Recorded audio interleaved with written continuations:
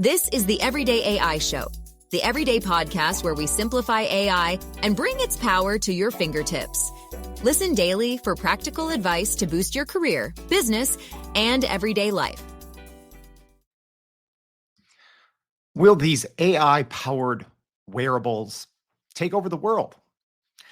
Just in the last few weeks, we've seen the public release of two high-profile AI wearables in the Humane Ai Pin and the Rabbit R1. But are they any good? Will we all have AI-powered devices soon? And do they solve any problems? And I also think that there's one big thing that no one is talking about when it comes to these new AI wearable devices or this new category. All right, we're going to be talking about that today and more on Everyday AI. What's going on, y'all? My name's Jordan Wilson, and I am your guide. And Everyday AI is for you. It's your daily podcast, live stream, and free daily newsletter, helping everyday people like you and me learn and leverage generative AI, grow our companies, and to grow our careers. So if that sounds like you, or if maybe you're just interested in learning about these new AI wearables, then today's show is definitely for you. So before we dive into this new breed of wearables, right? Which it seems like there's literally a whack-a-mole, right? They're popping up every day. So before we get into that, let's start as we do every day with the AI news. And as a reminder, if you're driving or maybe for some reason you're a avid podcast listener or avid live stream audience, which I thank you for that, but you got to become a loyal newsletter subscriber. So make sure to sign up at youreverydayai.com. Usually a couple hours after the live stream and right after the podcast, we put our newsletter out. It is, I think, the best source for AI information out there, written by a real human. Me, I'm a real human. All right, so let's go over the AI news for the day of May 3rd, 2024. So a new AI chatbot competition with a $100,000 prize pool has sparked some excitement in the AI community. So Kaggle and LMSYS have initiated a competition to forecast human preferences in chatbot interactions, offering a substantial $100,000 prize. So participants are tasked with predicting user performances in battles between various large language models like Google's Gemini, Meta's Llama, GPT-4, Claude, Mistral, etc. So the challenge is running now until August 5th, 2024, and aims to advance the evaluation of large language models. So the data set for the competition can be accessed from the chatbot arena, which we've talked about on this show before, featuring models like Gemini, Meta's Llama, GPT-4, Claude, Mistral, and more. So it is in partnership with Kaggle and the Large Model Systems Organization. And they're a key player behind this competition by providing the platform to compare over 40 large language models in their side-by-side chatbot arena. All right, next, JP Chase has kind of released a new model, not for everyone, but JP Morgan Chase and Company has announced the launch of Index GPT, a new tool powered by OpenAI's GPT-4 model that creates thematic investment baskets by scanning news articles for keywords associated with a specific theme. So JP Morgan Chase is utilizing advanced AI technology to create this new investment tool. So Index GPT generates a list of keywords related to a theme and uses natural language processing to identify relevant companies for investment. So this tool could revolutionize thematic investing and potentially outperform traditional methods. Right now, the product is designed just for investors who are interested in thematic investments based on keywords and with associated themes. So it doesn't look like this will be a general public release. All right, we actually have two more pieces of news. We got a lot going on today, but is OpenAI coming for Google with a new search engine? So according to some recent rumors, OpenAI may be planning to launch a search engine instead of a flagship model at an upcoming event in May, potentially upstaging Google's annual developer conference. So OpenAI, at least according to some reports, is expected to release an in-house search engine at an event potentially next week. May 9th is the rumored date. So nothing confirmed there. This is very much a rumor, but that time and date is according to one very prominent Twitter user who has successfully talked about many OpenAI rumors in the past that have ended up being true. An important date, right? That May 9th kind of leak, as Google is scheduled to hold its annual developer conference conference on the 14th of May. So OpenAI may be motivated to build a Google search alternative due to some people now just using ChatGPT like a search engine. Also, important to know that Sam Altman, OpenAI CEO, did say something relevant on this in a podcast interview in March 2024. When talking about the intersection of large language models and search, he said, and I quote, "I don't think anyone has cracked that code on that yet. I would love to go do that." At that point, the OpenAI search product had already been widely reported, as we even talked about it here the month prior in February. That's why you got to read every day. All right, last piece of AI news, and then we got a lot today. But Microsoft's fear of Google AI has actually led their investment into OpenAI, right? So internal emails just released as part of the U.S. Department of Justice antitrust case against Google revealed that Microsoft's concerns about Google's scarily good AI capabilities, particularly in areas like Gmail's autocomplete, actually led or contributed to their investment in OpenAI. So Microsoft CTO Kevin Scott's warning about being years behind competitors like Google in AI capability highlighted the urgency for catching up in the rapidly evolving AI landscape. So the emails also emphasize the timeliness of their decision to invest in OpenAI, reportedly bridging the gap and accelerating the integration of advanced AI technologies like GPT-4 into Microsoft products. All right, a lot of news. So we have more. Make sure to check out youreverydayai.com for that. And hey, I'm excited about today's show. So wearables, right? AI wearables. Are these the next new big thing? Is this the next mobile phone? Are we going to stop using or stop needing mobile phones, right? Are we just going to be using these AI wearables, these new AI devices? It's a brand new class, right? So let's talk about them quick, and we're going to go over them in a little bit more detail. But I want to just start high level and say, do we actually need these devices, right? So I'll say right now that there's probably 3 to 5 main devices. So I would say it is the Humane AI pin, which is something that you can kind of wear on your shirt. There's kind of a way to magnetize it and wear it around.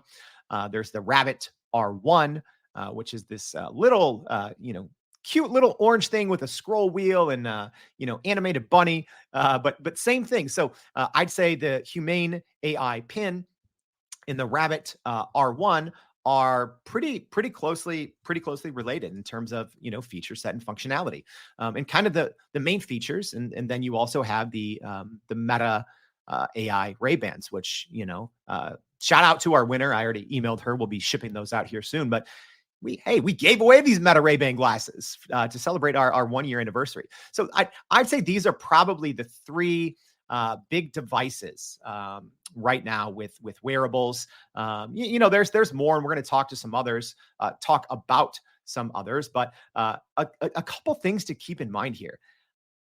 One is price, right? I mean, even just the Humane AI pin is $699 with a $24 monthly subscription, which is fairly steep. The Rabbit R1, I think, is a little more affordable, $199. I don't believe it requires a monthly subscription. And then you also have the Meta Ray-Bans as well that are that start at $300. So here's essentially what they do. It's more or less 2 things, right? Like a lot of these wearables, there's 2 different categories. I do think these 3 are probably the most popular: the Humane AI pin, the Rabbit R1, and the Meta glasses. But there's others, right? So you have the Limitless, their kind of pendant there, which used to be called the Rewind. So you have the Limitless kind of AI device there, which this one is a little different, right? So the first 3 that we talked about, the Humane AI pin, the Rabbit R1, and the Ray-Ban Meta glasses they have the capabilities of vision, right? So more or less computer vision, right? So which is important, and we're going to talk about that here. And then I do think you have this other kind of this other breed, such as the limitless pendant and other pendants that you can either clip on yourself or wear them as a necklace. These ones don't have a camera, don't have vision, whereas the first three do. But these ones are more, their main feature set, their main capabilities is to constantly listen in on your conversations, right? Transcribe everything. And then it just kind of acts as a second brain. So then a lot of these devices then have a companion app, at least more of the pendants, the necklaces, the wearables, they essentially record conversations all day. They transcribe them. And essentially it's a second brain. You can talk to a companion app or in sometimes, also click, right? So you could click and talk to them as well. So think of it like as a hopefully smarter Siri or a large language model connected Siri. That's another huge benefit to these is, you can talk to these models both like you would a smart assistant like a Siri or an Alexa, except hopefully it's much smarter because they're all, tapped into a large language model, most of them using OpenAI's GPT-4 API. So having that capability to have kind of the convenience and the accuracy of a large language model wherever you go. And then, like I said, the first three then combined with, computer vision. So there's great capabilities. Some of them also can perform actions on your behalf, right? So that was the big kind of marketing angle of the Rabbit R1.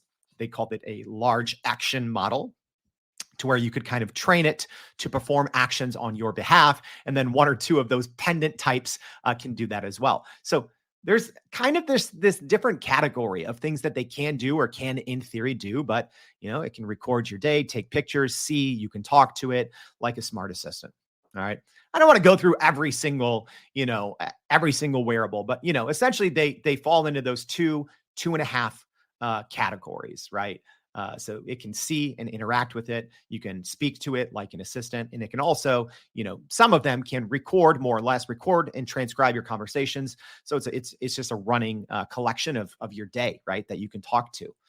So I'm curious for our live stream audience, and thanks for tuning in. Or hey, even if you're on the podcast, hit me with an email. Let me know. Check the show notes. I always put a link back here to the live stream, and also you can reach out via email as well. But I'm wondering, what is your take on all these AI powered devices? Are you very excited, and are you going to buy multiple of these AI wearables? Are you B, pretty excited, and maybe you'll buy one? C, not really excited and might not buy any, or D, not at all excited and you're definitely out, right? So I'm curious, are you A, all in? Are you D, all out? Or are you something in between? To our live stream audience, I'd say even for myself, I'm probably between a B and a C. I'm a realist, right? I love technology. I love devices. I obviously love AI because I talk about it every day, right? So, which is why, as an example, when the Apple Vision Pro was announced, everyone in my DMs and emails, friends are like, "Oh, Jordan, you have to be all in with this new Apple Vision Pro," and I'm like, "Absolutely not. No, it's terrible," right? I literally had a show, a couple days after it was officially announced. I think it was called the AI powered device that no one needs, right? And then obviously you saw the reports over the last couple of weeks that it's been a disaster. The Apple Vision Pro has been a disaster. It was a lot of hype. They had to scale back production. Their stock is taking a hit because of it. And I think for the most part, I'm on the same train, at least right now with these wearables. I think that their products looking for a problem to solve. So more on that later, but I'm curious for our live stream audience. So Michael joining us from YouTube says, we'll think about it when the battery life is much better. Yes, these wearables right now don't have the best battery life. Most of them you have to charge at least once a day, multiple times a day, at least those that have more of the vision capabilities. I believe, a lot of the kind of pendants or necklaces have a little bit longer of a battery life. Harold, I think I'm similar to what Harold is saying here, said, I will wait for the second version. Yeah, for these, I would not be someone getting on the first version yet. Tara's super excited. Woozy says B. For some, for sure, get some glasses, goggles, but I'm just waiting for my personal robot. Don't really want to wear it. Yeah. So I think there's various levels of excitement in the kind of AI or technology community about these devices. Me personally, I'm not all in. But like I said, essentially, these this new kind of wearables, AI wearables category falls under one of two categories, right? Or a combination of the two. Either it has computer vision, yes or no, right? So Humane Pin, Rabbit R1, Meta Ray-Bans all have computer vision, and all those three are also have a large language model connection, right? Meta obviously uses the Llama 3 model, and then you have the other ones tapping into OpenAI, and then you have your pendants. Obviously, they don't have computer vision, but they all have voice recognition and then a large language model connection. So, think of how often, right? Which I get the potential benefits, right? Because there's times all the time when I'm like, oh, okay, you know, uh, it would be great to be able to have ChatGPT, or I'm across the room and talking to Alexa or talking to Siri, and it's terrible, right? And the responses are terrible, and I'm like, man, I wish I could just do this with ChatGPT. So I mean, there's a little bit, but is that important right now, right? Or are we just hoping that Siri, Alexa, and our current smart assistants get better, right? And the biggest thing is here is, do we need a whole nother device for these, right? Can't a lot of this functionality, I mean, a lot of it already just exists in a smartphone, right? I can quickly, in 5 seconds, literally 5 seconds, most of the day my phone's in my pocket, even though I never check it. But within 5 seconds, I can pull out my phone. I have ChatGPT app right there on the home screen. Long press it, open it, take a photo, hit upload, right? An extra 5 seconds. Is an extra 5 seconds worth $700 to carry around an extra device in a Humane Pin or in a $199 Rabbit R1? Like, to me, again, having a whole separate device doesn't make sense. If there had to be one of these that I would be like, oh, okay, there's some utility, there's some potential. My thought would be the Meta Ray-Ban glasses, right? Because it's not a completely new category, right? The Ray-Bans are great sunglasses. I love Ray-Bans, right? And I'm pretty sure you can get them just more of the glasses type too. I've seen online a lot of people are just kind of putting their own lenses in there, or just putting clear lens and wearing them around as a fashion statement. But yeah, they have a somewhat noticeable camera, and when you are recording, luckily, because we do have to talk about privacy, but when you're recording on those, luckily there's a light. But for the most part, you can wear those around. If you generally wear normal glasses, sunglasses, I have a pair of Ray-Bans that look exactly like that. So for me, it wouldn't be too out of the ordinary, or it wouldn't be too much extra strain if I wanted that extra feature and functionality, right? Like, I recently took some trips in another country last month. I think it would have been cool in some instances to just have those Ray-Bans on. I had sunglasses on. I think I was probably wearing Ray-Bans anyway. So it would have been cool to say, hey, Meta, what's this? Or, hey, Meta, where's the closest coffee shop? Or, what landmark am I looking at, right? Like, so some of those things might have been kind of cool. But again, you can just pull out your phone, 2 seconds. So at least for me, I think these are all products looking just looking for a problem to solve. So I mean, that's my take. But what's been the public reaction so far, right? Because who cares what I say? What about all these smart tech reviewers? All right, so let's look at some of the early reviews so far. So this was from The Verge. It said, Humane AI Pin review, not even close. For $699 and $24 a month, this wearable computer promises to free you from your smartphone. There's only one problem. It just doesn't work. It gets worse. All right, ready? Washington Post review. I've been living with a $699 AI pin on my chest. You probably shouldn't. Subhead here says, dedicated AI gadgets are here, but I'm not sure about living with them yet. All right. Digital trends here on the Rabbit R1. The headline, I spent 4 days with the AI gadget of the future, and it was a mess. All right. Another review here. This one, ouch. All right. So this was Gear Patrol talking about the Humane AI pin. It said the first major AI gadget launch in history is a dumpster fire. Ouch. Right. So it hasn't been a great reception yet, right? A lot of early reviews said that these felt like half-baked products. It felt more cumbersome than convenient, right? And I have reasons that I believe that this is happening, but also this isn't for a lack of time or lack of money. It's not like there was, this large language model popped up, 2 months ago, and someone launched a Kickstarter, and a bunch of kids, went in their garage and put together a product. That's not how this was, right? So even specifically on the Humane AI pin, right? It's their vision and their product has changed a lot over the years, but this company was first launched 6 years ago, and they raised $230 million. Let me say that again. 6 years, $230 million. And let's look at some of those early reviews, right? The first major AI gadget launch in history is a dumpster fire. This one, the Washington Post. I've been living with a $699 AI pin on my chest. You probably shouldn't. So it's not for a lack of time or money.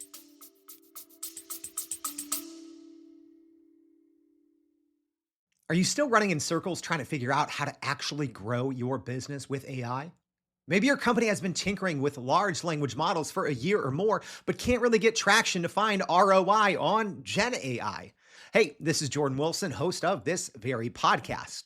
Companies like Adobe, Microsoft, and NVIDIA have partnered with us because they trust our expertise in educating the masses around generative AI to get ahead. And some of the most innovative companies in the country hire us to help with their AI strategy and to train hundreds of their employees on how to use Gen AI.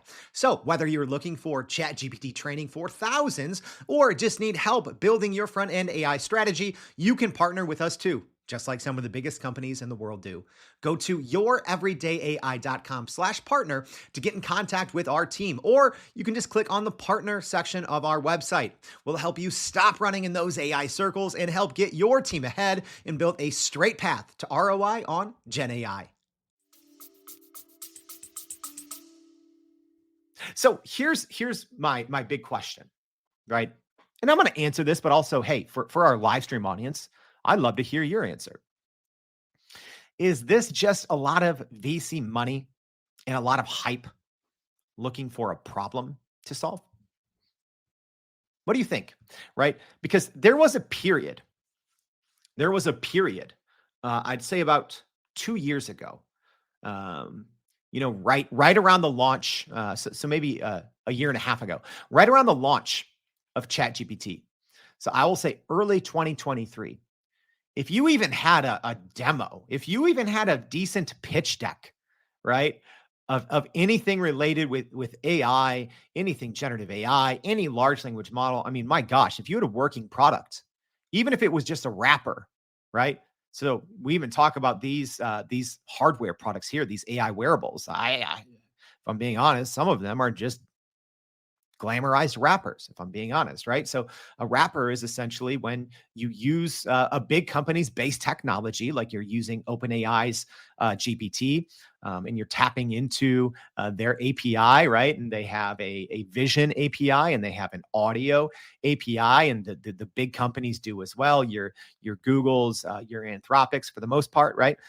So a lot of these early AI startup companies were just dedicated wrappers, right? It's like, oh, what's your technology? Oh, well, we have this, we have that, we have this UI, UX, this customer. Oh, so you just use OpenAI's API.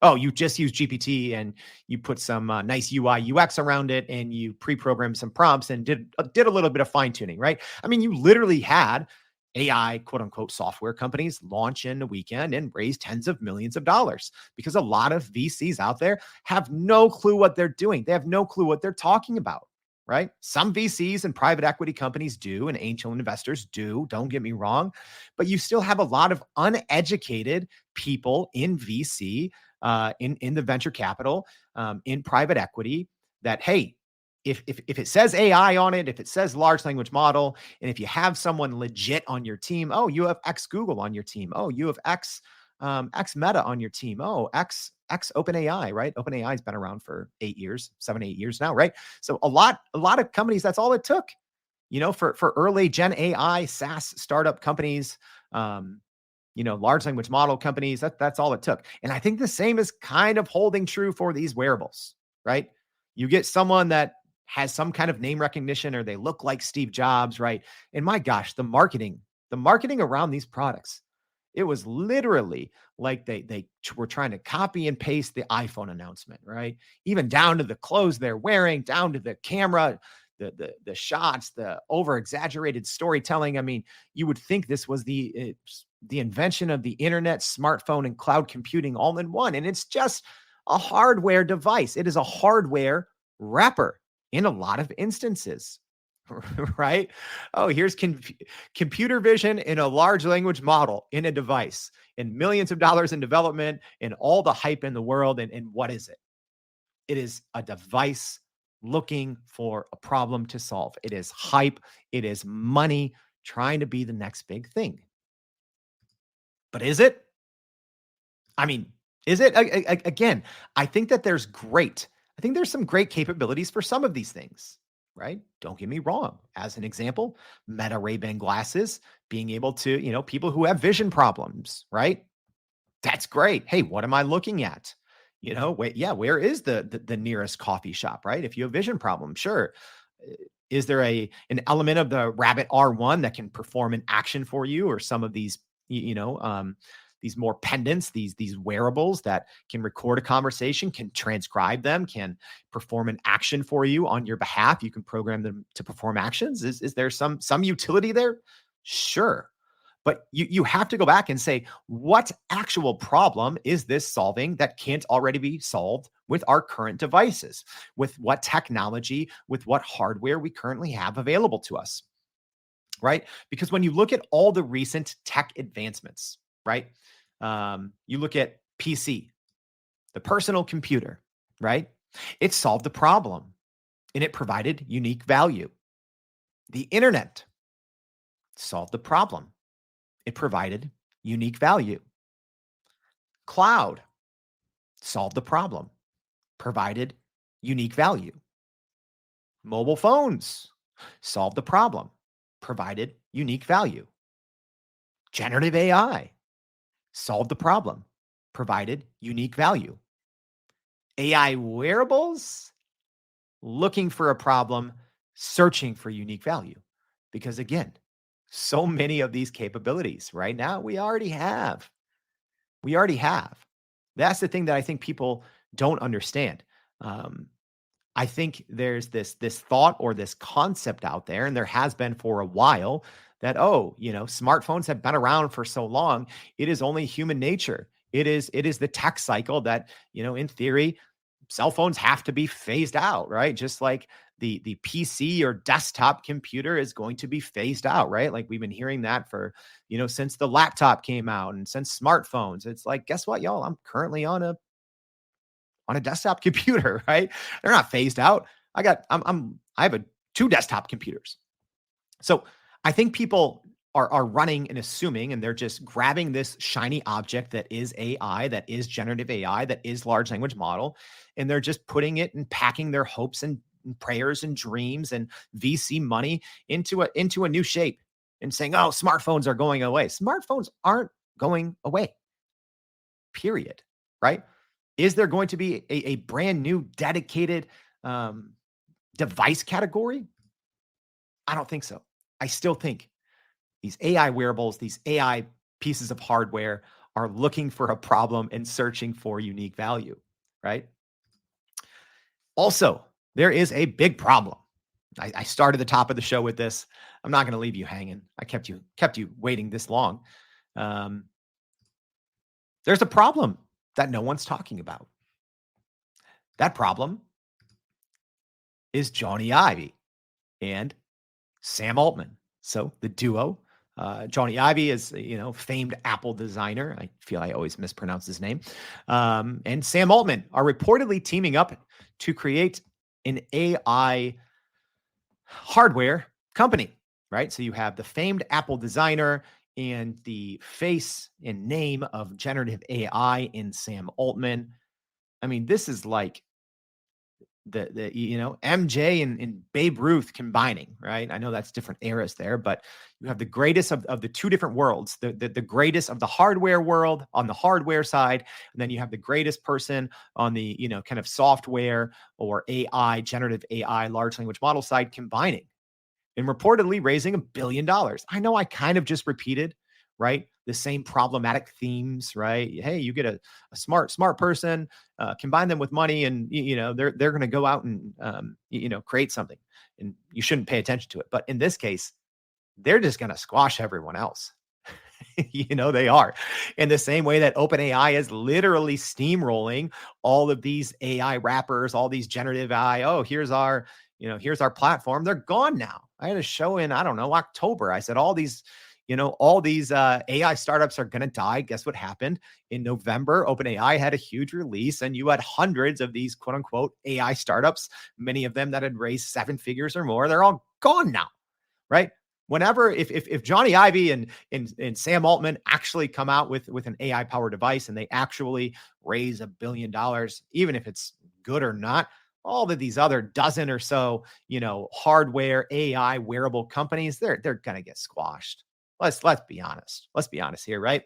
And the other huge elephant in the room, Apple, right? What about our devices that we already have? Or what if a big company, an Apple, I know Samsung is coming out with like a smart ring, but Apple already has patents, kind of an audio patent on a necklace. They have a patent on a smart ring, right? A certain patent for a certain smart ring. So what happens then when the big tech companies, right? Or my Apple Watch, or your kind of what you're already using, what you're already wearing.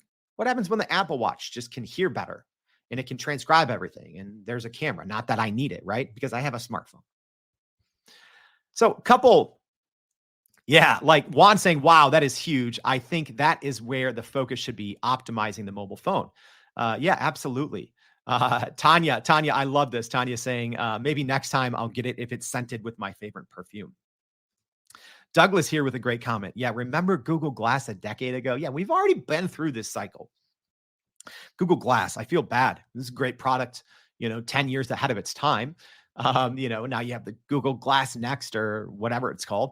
But yeah, this has already been attempted before. People have been attempting to get rid of smartphones for a long time. And you could argue that smartphones are arguably one of the most important pieces of technology in human history, right? Obviously, you first needed the internet and the personal computer, but those are the shoulders the mobile phone is standing on. Do we need to get rid of the mobile phone? I don't know. It's the same way we've been talking about for decades. Traditional cars are going away, flying cars, new modes of transportation, right? People have been trying to get rid of the car for so many years, robo taxis and, essentially, drones that carry humans. It's like, all right, are there problems with cars? Yeah. Is the trade-off of these other, vehicles worth it right now? Are they feasible? Are they logical? I don't know. Probably not, at least not right now. And you have to think the exact same thing for these AI wearables. So we'll wrap up today's show with this. All these AI-powered devices, the AI wearables, do we actually need them? No, I don't think we do. I think for the most part, they are devices, a category, looking for a place to belong. They're looking for a solution. And a lot of times, they're just VC-backed, private equity-backed startups just trying to cash in on hype. They see the money. They see the money that's driving, right? They're looking at Meta's stock soaring. They're looking at Google's stock rising. They're looking at Microsoft's stock skyrocketing. They're looking at NVIDIA, right? And all these companies, what do they have in common? They're all playing in the generative AI space, in the GPU space, in the large language model space, right? So every other, it's actually hard for startups out there, product startups, software startups that don't have heavy AI, that don't have generative AI, that don't have large language models. So this is where the attention, this is where the money is shifting. Hey, VC, private equity, stop investing. Stop investing in these products, right? Don't invest. Let's not put our hope in to these products and pieces of software looking for a solution. This isn't it. No, we don't actually need them. They might be cool. They might have a little utility. They might help some people, but they are not altering technology. Sorry, y'all. All right. That's it. I hope this was helpful. If you're listening on the podcast, we appreciate your support as always. Please leave us a rating. Please share this with your friends. If you're listening on social media, thank you. Leave a question. I'm going to try to go through, answer any questions I didn't get to. But please also, if this was helpful, consider sharing this with your friends. Tell your friends about it. This is what we do here at Everyday AI. We bring a great community of very smart business leaders from across the world here to talk about the issues of the day, to hopefully learn together, grow together. So thank you for doing that. Thank you for tuning in, and we'll see you back later for more Everyday AI. Thanks, y'all. And that's a wrap for today's edition of Everyday AI. Thanks for joining us. If you enjoyed this episode, please subscribe and leave us a rating. It helps keep us going. For a little more AI magic, visit youreverydayai.com and sign up to our daily newsletter so you don't get left behind. Go break some barriers, and we'll see you next time.